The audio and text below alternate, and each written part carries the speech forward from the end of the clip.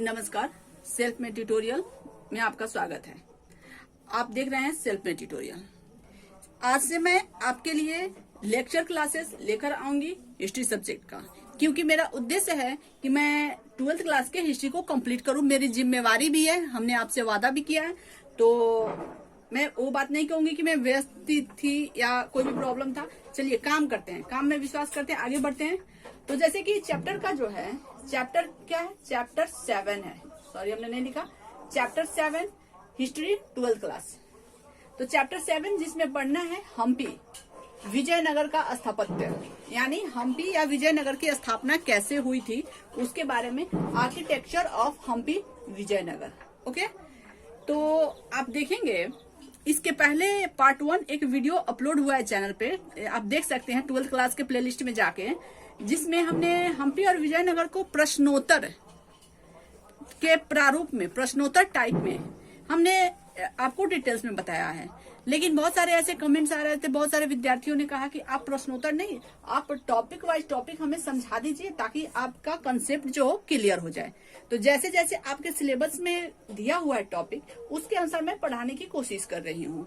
यदि आप कहेंगे तो फिर प्रश्नोत्तर में इसके प्रश्नोत्तर भी आ जाएंगे। लेकिन मुझे पूरा विश्वास है कि यदि आप इस वीडियो को देख लेंगे तो आप प्रश्नोत्तर खुद बना सकते हैं, और मैं एक व्हाट्सएप ग्रुप बनाऊंगी जिसपे आप अपने आंसर तैयार करके आप हम भेज सकते हैं। मैं फिर उसको ओके करूंगी। ओके, चलिए।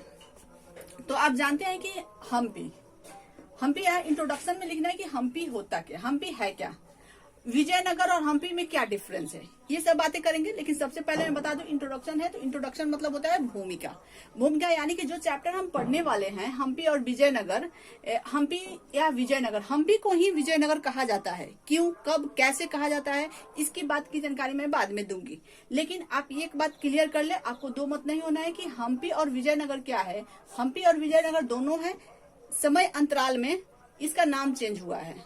ओके, चलिए आगे बढ़ते हैं। इंट्रोडक्शन। अभी जो आप इस चैप्टर को पढ़ेंगे या हम्पी को पढ़ेंगे वो है दक्षिण भारत का इतिहास। क्या है? दक्षिण भारत का इतिहास है। ओके,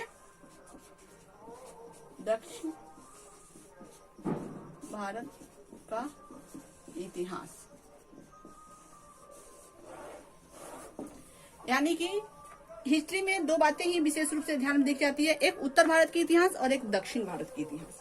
ओके, लेकिन उत्तर भारत प्राचीन काल से ही राजनीतिक गतिविधियों का केंद्र रहा, जबकि दक्षिण भारत जो है हमेशा कला और सांस्कृतिक गतिविधियों का केंद्र रहा। यानी कि उत्तर भारत में हमेशा आपने देखा कि युद्ध हुआ, बड़े बड़े युद्ध हुए, बड़े बड़े राजे महाराजों का स्थानांतरण हुआ, आए और एक इतिहास एक जैसे चक्रीय पद्धति है, तो इतिहास हमेशा बदलते रहता है। तो उस तरह से उत्तर भारत में जैसे यदि हम इतिहास की शुरुआत करते हैं तो मगध साम्राज्य आपने पढ़ा होगा। मगध साम्राज्य के बाद जो आया गुप्त साम्राज्य, जो बड़े बड़े जो मेन साम्राज्य, मैं उनका नाम ले रही हूँ। गुप्त साम्राज्य हुआ, उसके बाद से दक्षिण का इतिहास आता है, उसके बाद से कैसे सल्तनत कला स्थापित हुआ, ये सब वगैरह वगैरह। लेकिन ये दक्षिण भारत का इतिहास है, इसकी समय सारणी क्या है तो वो भी बात करूंगी। लेकिन दक्षिण भारत के इतिहास में हमेशा कला और संस्कृतियां उनका केंद्र बिंदु रहा है। ओके, तो दक्षिण भारत से जो साम्राज्य या किसी राजा महाराजा की या वंश की चर्चा होती है, उनमें है चेर, चोल, पांड्य। ओके, ये दक्षिण में थे, और इनसे ही जुड़ा हुआ है संगम युग। संगम युग मैं इसमें पढ़ाऊंगी, संगम वंश भी है इसमें, लेकिन आप संगम युग की चर्चा करेंगे। संगम युग, ओके, ये बताऊंगी संगम युग क्या है और संगम वंश क्या है। संगम वंश, ओके। लेकिन संगम काल में दक्षिण भारत की एक विशिष्ट संस्कृति थी। इसमें कुछ पहले, जैसे इसके पहले चेर चोल पांड्य के पहले आया था राष्ट्रकूट, पल्लव, चोल, चालुक्य के इतिहास को हम पढ़ते हैं। तो आप समझ गए कि अब हम हम्पी पढ़ेंगे। तो हम्पी का नाम तो आपने सुना ही होगा, और विशेष रूप से हम्पी के बारे में अब हम आते हैं। यहाँ पे तो आपने समझा कि इंट्रोडक्शन में ये साउथ शब्दों में यदि आप लिख रहे हैं, नोट कर रहे हैं, तो मैं आपको बता दूं कि ये साउथ भारत का इतिहास है, चेर चोल पांडे वंश से संबंधित है। इसके इतिहास को हम संगम युग के अंतर्गत रखते हैं। ओके। और ये जो हम्पी जो है, यहाँ जो भी स्थापत्य कला है उसकी चर्चा तो करेंगे ही। इसके इतिहास के बारे में मैं बता दूं कि रायचूर दोआब को लेकर, रायचूर दोआब क्या है इसको मैं नेक्स्ट टाइम बताती हूँ कि रायचूर दोआब कृष्णा और तुंगभद्रा नदियों के बीच का एक स्थल है। ओके, कृष्णा और तुंगभद्रा नदियों के बीच का स्थल जिसे रायचूर दोआब कहा जाता है, उसी को लेकर हमेशा से युद्ध होते रहा। तो ये रहा। अब हम आते हैं हम्पी। हम्पी क्या है? हम्पी विजयनगर को ही कहा जाता है। जब विजयनगर की स्थापना कब हुई थी? विजयनगर की स्थापना, फिर मैं इसकी चर्चा करूंगी, बता दूं आपको।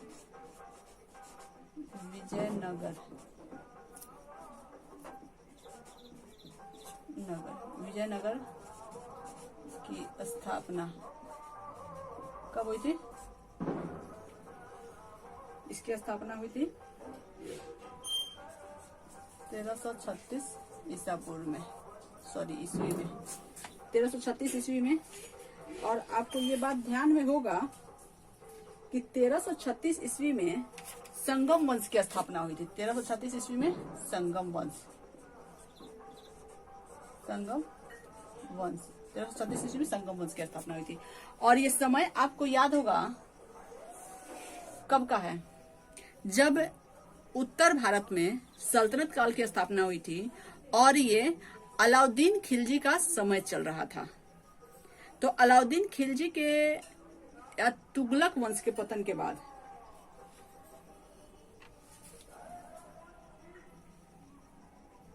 जैसे कि मैं बता रही थी आपको, विजयनगर की स्थापना 1336 ईस्वी में हुई थी और उस समय विजयनगर में संगम वंश की स्थापना हुई थी। और इसकी स्थापना किसने की थी? हरियर और बुक्का नामक दो भाइयों ने। किसने की थी? हरियर एवं बुक्का, हरियर और बुक्का नामक दो भाइयों ने की थी। तो जैसे मैं कह रही थी कि सल्तनत काल में अलाउद्दीन खिलजी के समय में ये दक्षिण के कुछ राज्य थे, जैसे कि विजयनगर या और अदर जैसे बहमनी, ये सारे राज्यों को अलाउद्दीन खिलजी ने अधिकार कर लिया था, अपने अधिकार में कर लिया था। तो जैसे ही उसके उत्तराधिकारी कमजोर पड़े और तुगलक वंश की स्थापना हुई, और फिर तुगलक वंश तक तो ये रहा, जब तुगलक वंश के उत्तराधिकारी कमजोर पड़े तब उस समय ये जो छोटे छोटे दक्षिण के, उत्तर भारत के कुछ छोटे छोटे राज्य थे वो स्वतंत्र हो गए। उसी क्रम में विजयनगर को, क्योंकि विजयनगर अलाउद्दीन खिलजी तुगलक एक मुस्लिम शासक था, सल्तनत काल एक मुस्लिम शासक था, तो विजयनगर को उसने एक मुस्लिम प्रांत घोषित कर दिया था। लेकिन हरियर और बुक्का नामक दो भाइयों ने इसे स्वतंत्र कर दिया और इसे विधारण्य नामक एक संत ने इनकी शुद्धि की और फिर से उन्होंने अपने राज्य की स्थापना की। उसी तरह से ये दक्षिण प्रदेश में, कहाँ है? ये दक्षिण में, जैसे कि यहाँ पे लिखा हुआ है दक्षिण में। उसी समय उत्तर भारत में भी एक राज्य स्वतंत्र हुआ, जो इसके समकक्ष कह सकते हैं, कंटेम्पररी स्टेट था उत्तर भारत में। उत्तर भारत में कौन था? बहमनी राज्य कहे या प्रांत कहे। ओके, इसकी स्थापना किसने की थी? अलाउद्दीन बहमन शाह ने। आप लिख लीजिए, इसकी स्थापना कब हुई थी? 1347 ईस्वी में। ओके, तो हमेशा से अब हम हम्पी पढ़ेंगे तो हमेशा से आप देखिएगा कि इसमें दो चीजें ही देखने को मिलेगी। उत्तर भारत और दक्षिण भारत के शासकों के बीच संघर्ष, किस चीज को लेकर? रायचूर दोआब को लेकर। किस चीज को लेकर? रायचूर दोआब। मैं अभी एक नक्शा आपको बनाती हूँ, वो रायचूर दोआब है क्या? रायचूर दोआब को लेकर संघर्ष होता रहा हमेशा। और इसी को लेकर एक समय ऐसा आया कि 1565 ईस्वी में बनहट्टी की युद्ध क्या हुआ था?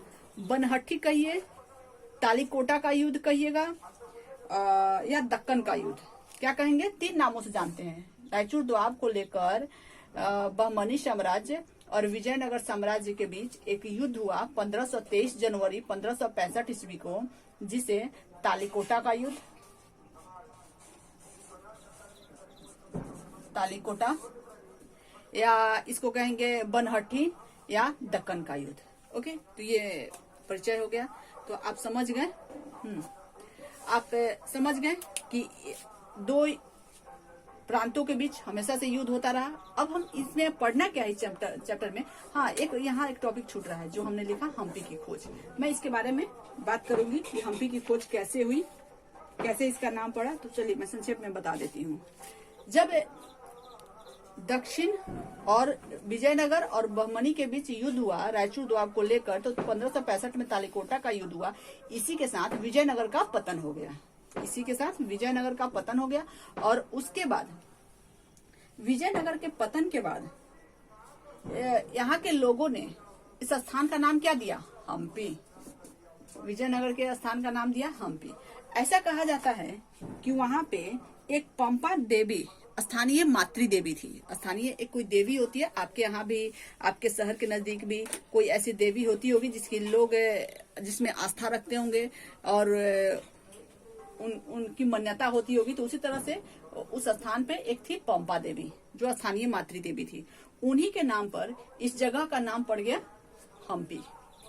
तो आप समझ गए कि हम्पी विजयनगर पहला नाम था। विजयनगर के पतन के बाद, इस युद्ध के पतन के बाद हम्पी की स्थापना हुई वहां के पंपा देवी के नाम पर, एक मातृ देवी थी। ओके, अब उसके बाद से जब हम्पी की खोज कैसे हुई इसके बारे में चर्चा करेंगे। इससे पहले हम स्टार्ट करेंगे विजयनगर के जो रायचूर दोआब है, पहले मैं उसको समझाऊंगी। उसके बाद से आऊंगी विजयनगर के इतिहास को लेकर, क्योंकि इस चैप्टर में जैसे कि यहाँ पे आपको दिख रहा है विजयनगर का स्थापत्य, आर्किटेक्चर ऑफ हम्पी यानी विजयनगर, यानी कि युद्ध तो ये हुआ लेकिन स्थापत्य कला के क्षेत्र में जो जो काम किए गए। दक्षिण भारत का इतिहास स्थापत्य कला के विशेष रूप से जाना जाता है। स्थापत्य कला के लिए वहाँ बहुत ही सुंदर सुंदर इमारत, मंदिरें, जिसमें मुख्य रूप से लोटस मंदिर, उसके बाद से महानवमी का डब्बा, इसके अलावे कमल महल, महानवमी का डब्बा, विरूपाक्ष मंदिर, विठल मंदिर, ये सब विशेष रूप से। और इन भवनों की जो विशेषताएं भी रही है वो भी बहुत महत्वपूर्ण है। यदि आप आज भी दक्षिण भारत जानते होंगे तो इन मंदिरों के अवशेष प्राप्त होते हैं। ओके, तो चलिए आगे बढ़ते हैं।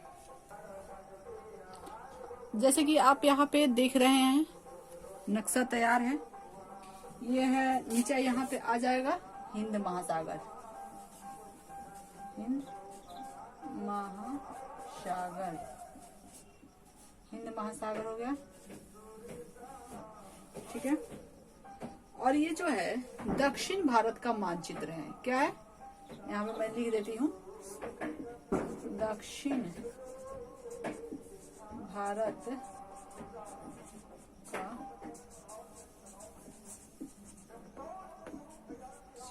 दक्षिण भारत का मानचित्र। ओके, तो जैसे कि यहाँ आप देख रहे हैं यह है दक्षिण भारत का, पूरे भारत का मैप आप जानते होंगे।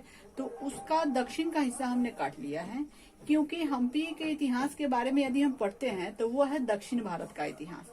और हमने बताया है कि हम्पी का इतिहास या विजयनगर का इतिहास विशेष रूप से जाना जाता है किसको लेकर। आप यहाँ ये जगह देख रहे हैं, आपको मैं इसको ब्लैक से करती हूँ,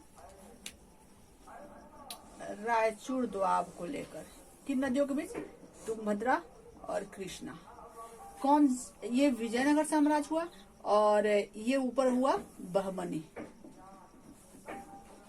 बहमनी साम्राज्य। ओके, तो जैसे कि आप देख रहे हैं ऊपर बहमनी, ये साउथ में ही आता है लेकिन विजयनगर से उत्तर में और ये दक्षिण में। तो ऊपर है कृष्णा नदी और ये है तुंगभद्रा नदी। ये कृष्णा और तुंगभद्रा नदी नर्मदा नदी की सहायक नदियां हैं। ओके, तो विजयनगर हुआ और बहमनी में छोटे छोटे 5 प्रांत आते हैं। बहमनी में आते हैं 5 प्रांत, कौन कौन, विदर, गोलकुंडा, विजापुर, गुलबर्गा, बरार, अहमदनगर, ये सारे प्रांत आते हैं बहमनी साम्राज्य में। तो हमेशा से बहमनी साम्राज्य इसमें और इसमें युद्ध होता रहा। किस चीज को लेकर? इस रायचूर, इस विष के जगह को लेकर। क्यों?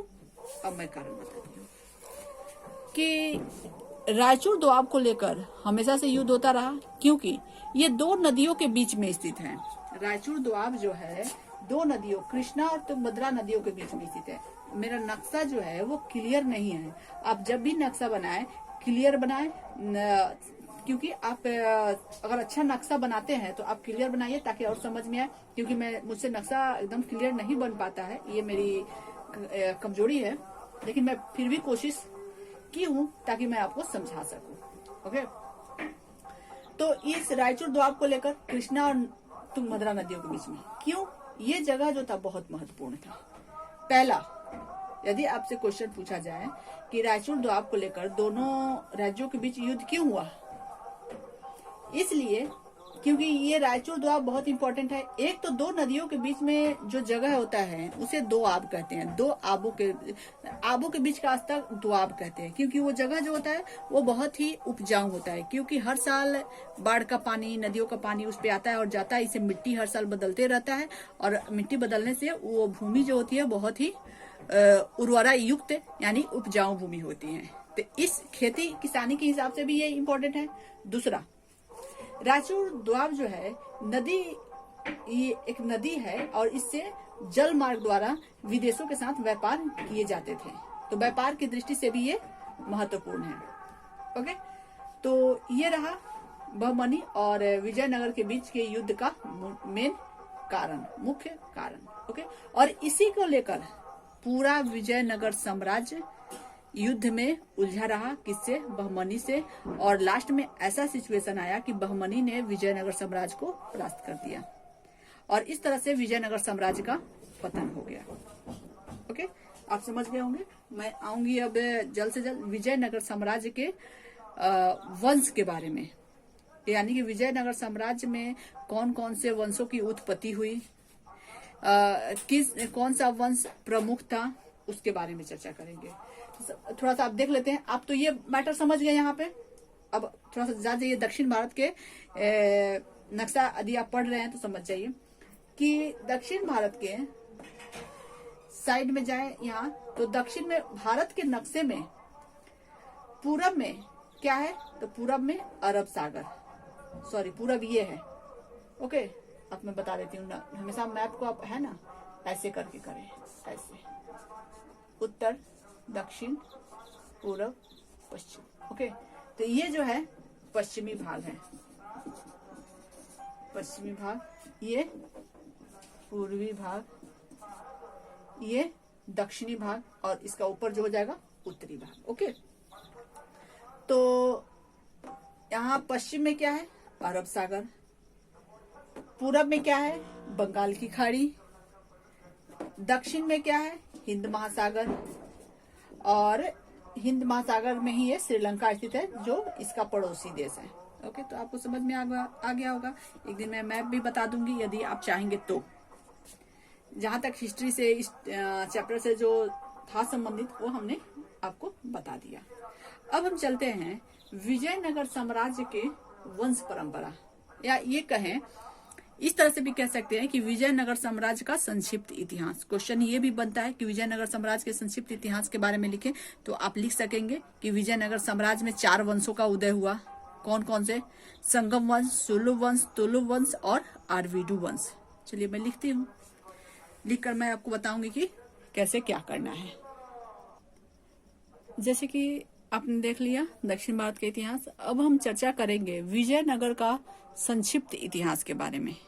आप तो समझ गए, संक्षिप्त इतिहास परिचय हम लोग देंगे विजयनगर में जो भी साम्राज्य रहा, और उसके बाद हम लोग पढ़ेंगे विजयनगर का स्थापत्य कला, यानी जो भी साम्राज्य रहे, जो भी शासक रहे, उन्होंने स्थापत्य कला के क्षेत्र में क्या कार्य किया, उसके बारे में हम लोग विस्तार से पढ़ेंगे। उसको पढ़ने से पहले ये जानना जरूरी है कि विजयनगर में कितने साम्राज्य थे। चलिए, संक्षिप्त इतिहास विजयनगर, ये आपको हमने बता दिया, ये क्लियर कर दिया कि उत्तर भारत में बहमनी था और दक्षिण भारत में विजयनगर साम्राज्य का उदय हुआ। कब हुआ? तुगलक वंश का अवसान काल में, यानी तुगलक वंश के पतन के बाद जब उसके शासक उत्तराधिकारी कमजोर पड़ गए तो ये छोटे छोटे प्रांत जो पहले अलाउद्दीन खिलजी ने अधिकार में कर लिया था वे स्वतंत्र हो गए। तो उन्हीं में से एक था विजयनगर। विजयनगर दक्षिण भारत का इतिहास है। ओके, दक्षिण भारत तो हमेशा से ये युद्ध उत्तर भारत के बहमनी साम्राज्य और दक्षिण भारत के विजयनगर, तो दक्षिण भारत के इतिहास में आता है विजयनगर साम्राज्य का इतिहास। इसकी स्थापना कब हुई थी? विजयनगर साम्राज्य की स्थापना 1336 यानी 1336 एडी ईस्वी में विजयनगर साम्राज्य की स्थापना हुई थी। ओके, इसकी स्थापना किसने की थी? इसकी स्थापना विजयनगर साम्राज्य की स्थापना हरिहर और बुक्का नामक दो भाई थे। हरिहर और बुक्का नामक दो भाई थे, उन्होंने विजयनगर साम्राज्य की स्थापना की। अब बात आता है कि विजयनगर साम्राज्य की जो स्थापना हरिहर और बुक्का ने की, कब की थी? 1336 ईस्वी में। और जो मैं इसके समकक्ष जो बात मैं कर रही हूँ बहमनी साम्राज्य, इसमें नहीं पढ़ा, लेकिन आगे के चैप्टर में इसको पढ़ाऊंगी बहमनी साम्राज्य के बारे में। तो बहमनी साम्राज्य की स्थापना हुई थी 1347 में। यहाँ मैं लिख देती हूँ ताकि ये कंपैरिजन में है तो आपको जानना जरूरी है। बहमनी साम्राज्य 1347 में ईस्वी में किसने? अलाउद्दीन बहमन शाह ने। अलाउद्दीन बहमन शाह, अलाउद्दीन बहमन शाह ने बहमनी साम्राज्य की स्थापना की थी। ओके, तो हरिहर और बुक्का नामक दो भाई ने। अब यहाँ देखते हैं विजयनगर साम्राज्य में 4 वंशों का उदय हुआ। विजयनगर साम्राज्य में 4 वंश, 4 डायनेस्टी। कौन कौन? संगम वंश फर्स्ट, सालू वंश सेकंड, तुलु वंश थर्ड, फोर्थ में आ जाएगा आरवीडू वंश। फिर से मैं पढ़ देती हूँ। संगम वंश ये कब से कब तक था? संगम वंश का अवधि या समय, संगम वंश का समय काल कब से कब तक? 1336 से 1485 ईस्वी तक, 1336 to 1485। ओके, सालू वंश, सालू वंश की जो समय अवधि था, अंतराल था, वो कब से कब तक था? 1486 to 1505 यानी 1486 ईस्वी से 1505 ईस्वी तक। तुलु वंश, तुलु वंश की स्थापना, या ये कहे कि तुलु वंश की स्थापना कब से कब तक थी? तो 1505 ईस्वी तक इसका समय अवधि, 1505 से 1570 ईस्वी तक। आरवीडू वंश, आरवीडू वंश कब से कब तक रहा? 1570 ईस्वी से 1615 ईस्वी तक। इसके बाद एक टॉपिक में पहले ही जो आपको पढ़ा रही थी हम्पी साम्राज्य की, हम्पी की खोज।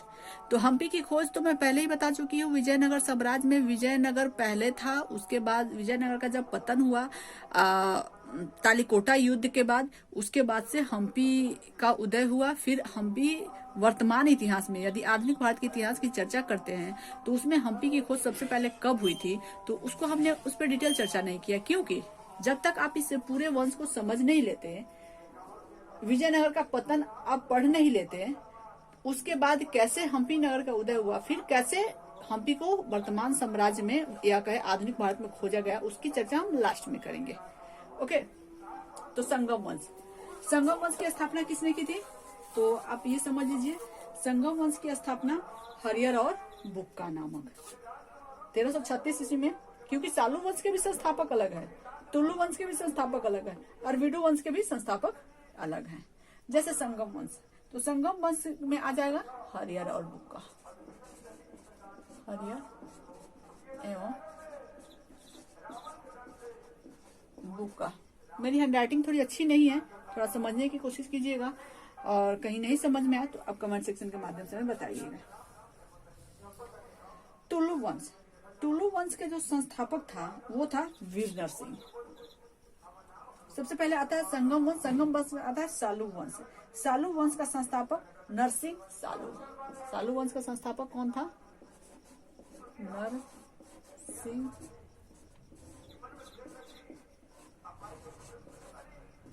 सालू, नरसिंह सालू था। उसके बाद आ जाएगा तुलु वंश।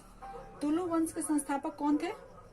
वीर नरसिंह, यहाँ मैं लिख देती हूँ, तुलु वंश के संस्थापक वीर नरसिंह,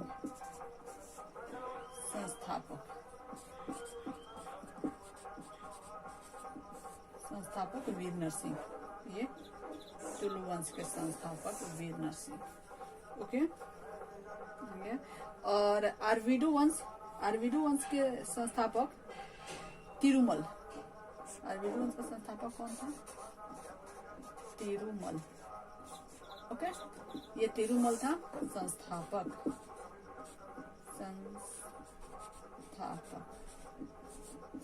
था। आपको क्लियर नहीं पढ़ा जा रहा होगा, मैं फिर से लिख देती हूँ।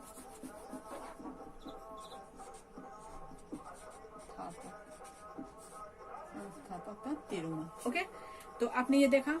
और मैं अब बता देती हूँ कि इसमें संगम वंश और तुलु वंश बहुत ही इम्पोर्टेंट है, क्योंकि यही अगर विजयनगर साम्राज्य के इतिहास की रीढ़ की हड्डी कहें तो ये संगम वंश और तुलु वंश ही रहा है। ओके, तो क्योंकि संगम वंश में अब जो भी देवराय प्रथम, दक्षिण भारत के इतिहास आपने सुना होगा, तो देवराय प्रथम का नाम सुना होगा, देवराय द्वितीय का नाम सुना होगा, मल्लिकार्जुन या विरूपाक्ष का नाम सुना होगा, तो ये सारे संगम वंश के थे। सालू वंश तो एकदम से इनकी काल अवधि जो है दिख रही है लगभग 20 साल की, लेकिन बहुत ही इम्पोर्टेंट नहीं है, इसीलिए इतिहास में इसकी विशेष चर्चा या विशेष साक्ष्य प्राप्त होते भी नहीं है। उसके बाद से तुलु वंश आता है। तुलु वंश जो ये है, ये दक्षिण भारत के इतिहास या विजयनगर के इतिहास में बहुत महत्व रखते हैं, क्योंकि तुलु वंश से ही ताल्लुकात रखते थे कौन? कृष्णदेव राय। कृष्णदेव राय का नाम आपने सुना होगा, और जब कृष्णदेव राय का नाम सुना होगा तो आप ये कृष्णदेव राय के मंत्री तेनालीराम का भी नाम सुना होगा। वो उनके दरबार में रहते थे।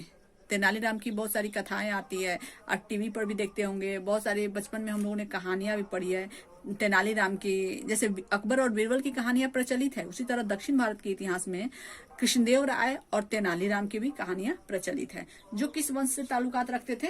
ये तुलु वंश से। ओके, यहाँ मैं लिख देती हूँ कृष्णदेव राय। पढ़ाऊंगी, इसको डिटेल करूंगी, लेकिन फिर भी आपके जो इम्पोर्टेंट है वो आपके दिमाग में रहे। कृष्णदेव राय, तेनालीराम की इतिहास बहुत प्रचलित है। ओके, उसके बाद आता है आरवीडु वंश। तो आरवीडु वंश के बाद ही विजयनगर साम्राज्य का इतिहास समाप्त होता है। उसके बाद से एक बहुत ही कमजोर शासक गद्दी पे बैठाया जाता है, और जिसे बाद में अंग्रेज जो है अधिकार कर लेते हैं उस विजयनगर साम्राज्य पे, और आगे का इतिहास हम पढ़ेंगे, आधुनिक भारत के इतिहास में आ जाएगा। ओके, तो आज के लिए वीडियो लंबा जा रहा है, तो आज के लिए मैं इतना ही रहने देती हूँ, और नेक्स्ट वीडियो आप देखना ना भूलिएगा। फिर मैं विजयनगर संगम वंश के इतिहास का संक्षिप्त परिचय देते हुए पूरे वंश के बारे में बताऊंगी। संगम वंश, तुलु वंश, आरवीडु वंश के बारे में संक्षिप्त इतिहास में कल बात करूंगी, और उसके बाद से वहाँ की प्रशासनिक व्यवस्था, वहाँ के जो स्थापत्य है उसके बारे में, और साथ ही एक चीज और इम्पोर्टेंट जा रहा है इसमें, इस चैप्टर में, जो आपके एग्जाम में भी पूछा जाएगा, वो है इन साम्राज्यों के बीच में आए हुए विदेशी यात्री, यानी ये जो वंश है, संगम वंश, सालू वंश, तुलु वंश, आरवीडु वंश, इन सब के बीच में कुछ विदेशी यात्री भारत आए थे, जैसे अब्दुल रज्जाक, निकोल कांटी, बारबोसा, ये बहुत सारे ऐसे आए थे। तो किसके समय में आए थे ये आपके एग्जाम में, जैसे कि 12th क्लास की हिस्ट्री है, और आपकी हिस्ट्री के एग्जाम पैटर्न जो है वो 50-50 है, यानी कि 50 ऑब्जेक्टिव और 50 सब्जेक्टिव। तो उस हिसाब से उसमें ये क्वेश्चन विशेष रूप से पूछे जाते हैं कि ये विदेशी यात्री किसके समय में आया था, और उन्होंने यहाँ पे आके क्या देखा, किस राजा के समय में। तो वो सारी बातें भी मैं कल के वीडियो में चर्चा करूंगी। ओके, 1, 2, 3 पार्ट करके इसका जाएगा, तो आप इसे देखते रहिएगा, और मुझे ये क्वेश्चन, जो इम्पोर्टेंट क्वेश्चन होगा वो भी मैं कंप्लीट करके डाल दूंगी। लेकिन मैं ये आशा करती हूँ कि इतना पढ़ाने के बाद आप खुद से इसके नोट्स जो है कंप्लीट कर लेंगे। ये आप हमें जरूर बताएं कि आपको वीडियो कैसा लगा। वीडियो अगर अच्छा लगा हो, या इसमें कोई भी कमी कमजोरियां रह गई हो, या इसमें कुछ सुधार चाहते हो, तो आप कमेंट सेक्शन के माध्यम से हमें जरूर बताएं। अगर इसमें पढ़ाने में भी कोई दिक्कत परेशानी भी हो रही है तो परेशानी हो रही है पढ़ने में, वो भी हमें बताएं, क्योंकि तभी तो आप कुछ बताएंगे, तभी तो मुझे सुधार करने का मौका मिलेगा। ओके, तो और वीडियो अच्छा लगे वीडियो को लाइक करना ना भूलें, अपने दोस्तों के बीच शेयर भी करें। हम फिर मिलते हैं एक नए वीडियो के साथ, तब तक के लिए धन्यवाद।